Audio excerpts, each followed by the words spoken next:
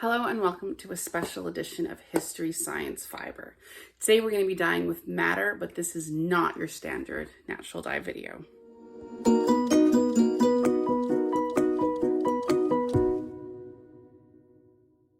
Today it's going to be a longer video and we're going to delve into exactly how to dye with madder to get orange. And the reason is I have been requested by an Indigenous artist to create orange yarn for an Orange Shirt Day project. Now, for those of you who aren't familiar with what Orange Shirt Day is, I'm not an expert. It's definitely something that you should search for. I'll put a link in down below.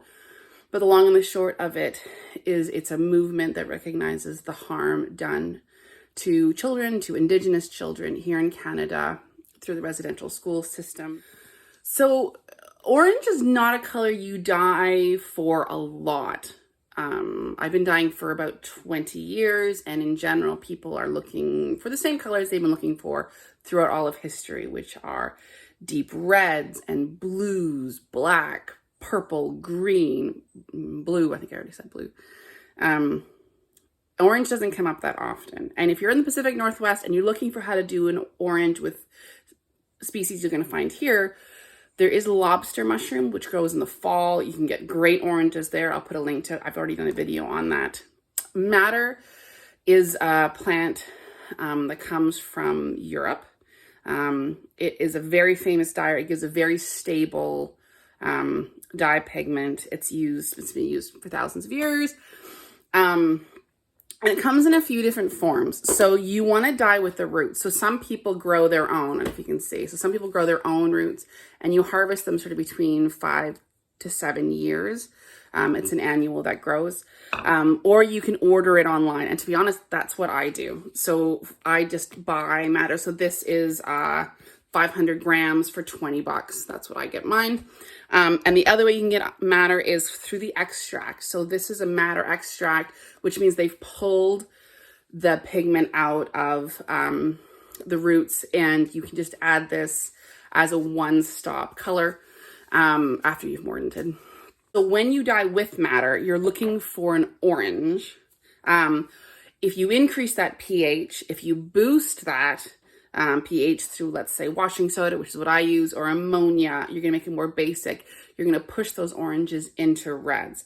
But we're not doing that today because we're specifically looking for orange. So when you naturally dye, there's a few very specific steps along the process. One is you wanna start with clean fiber. So make sure that your yarn is nice and clean.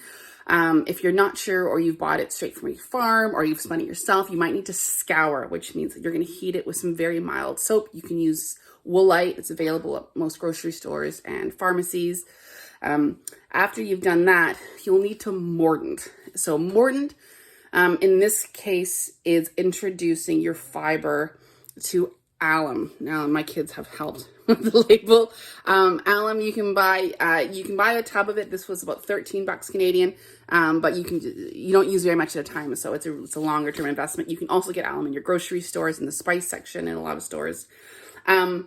And so you want to add that, and then you heat that with your fiber for about an hour. You're going to simmer it, not boil, simmer. When you're dyeing with wool, you kind of want to heat slowly and cool slowly.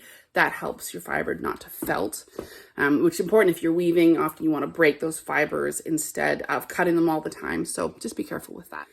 And the last thing I want to mention, and I'm a little bit nervous mentioning this, but I really want to talk about it, is if you are dyeing for, in this case, Indigenous artists, which is what I'm doing at the moment, and I have done in the past, I'm very conscious at every step of the process to be mindful and conscientious at every step. And what I mean is I work to maintain a peaceful and positive mindset. I think about what the yarn is going to be used for. For example, I once dyed for a Coast Salish artist who was weaving a Coast Salish blanket that to be hung in a youth recovery center for drug and alcohol recovery. And so when I was dyeing at every step, I thought about those kids, and I thought about trying to show with my colors that they were loved and people cared about them. And so I really go slowly it's not just the product at the end of the day, it's the entire process. And by doing that, I can hand over not just colors for them to use, but yarn that has positivity woven in. I don't want to get too woo-woo, but I do think of that, I take that as a very serious aspect of showing respect for how something is going to be used. If you are interested in helping support Indigenous artists or textile artists in your, around your community, that's really something to take on board if you can, that it's about the process and slowing down and realizing if you're not in the right headspace, just to stop, give it a day and restart it. So I hope this helps. And here's the process of dyeing with madder today. Okay, so now we're ready to start. First of all, we're going to start with our mordant. And now this step is our metal salt. It allows the fiber and the madder to bond together. And so the salt we're using, the metal salt we're using today is alum. It's 16% weight of fiber, also called woof or WOF. So my skein here weighs 250 grams. So 16% of that is 40 grams. So I'll weigh out 40 grams of alum. Now I'll add alum to the pot until it dissolves. Give it a good stir. I'm going to add my pre-wetted fiber. I've pre-wet it so that it sinks nicely into the pot. Now I'm going to simmer that for an hour. Don't boil, just simmer. Allow that to cool. Wash your fiber. Now onto the madder. I'm going to weigh out the same weight of madder as I am fiber because I want a really dark, rich orange. So I'm going to weigh out 250 grams, which is the same weight as the fiber. So it's 100% weight of fiber. I'm going to add a small amount of calcium carbonate or chalk, and that helps with color absorption. And so I'm going to add about 3 or 4 crushed tablets. Now at this stage, I'm going to put a bag. This is a mesh bag. You get them at paint stores. It's a 5-gallon size. I just love them. So I'm going to add that bag in, and I'll show you why it's great in a second. Now I'm going to add the madder and the tums, and I'm going to simmer that for an hour. Once that's down, I'm just going to remove the bag with the madder in it, and now the pot is ready. I'm going to add my pre-wetted, now mordanted fiber, and now I'm going to simmer that at least 80 degrees Celsius. Don't let it boil, but madder does need a bit of heat to get that absorption. And now I'm going to simmer that for 1 hour. I'm going to cover it and allow it to cool overnight. So the next morning, we remove the madder dyed yarn from the pot.